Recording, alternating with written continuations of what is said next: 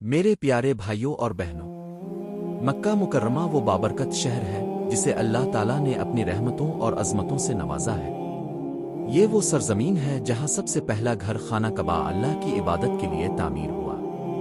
قرآن میں اللہ تعالیٰ فرماتے ہیں، میں قسم کھاتا ہوں اس شہر مکہ کی۔ سوچنے والی بات ہے کہ جس شہر کی اللہ خود قسم کھائے، اس کی حرمت کتنی عظیم ہوگی۔ میرے عزیزوں، مکہ کی حرمت اتنی زیادہ ہے کہ وہاں کسی جانور کو شکار کرنا جائز نہیں، درخت کاٹنا جائز نہیں، کسی کو ایذا پہنچانا تو دور کی بات ہے۔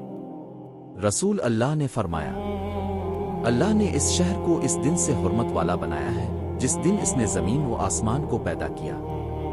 یہی وہ جگہ ہے جہاں لاکھوں مسلمان دل کی تڑپ کے ساتھ حاضری دیتے ہیں، طواف کرتے ہیں اور رب کے حضور جھکتے ہیں۔ مکہ کی حرمت کا پاس رکھنا ہم سب پر لازم ہے، کیونکہ یہ اللہ کا منتخب کردہ شہر ہے۔ اے اللہ، ہمیں مکہ مکرمہ کی حرمت کو سمجھنے، اس کی تعظیم کرنے اور بار بار اس کی زیارت نصیب فرما۔ آمین۔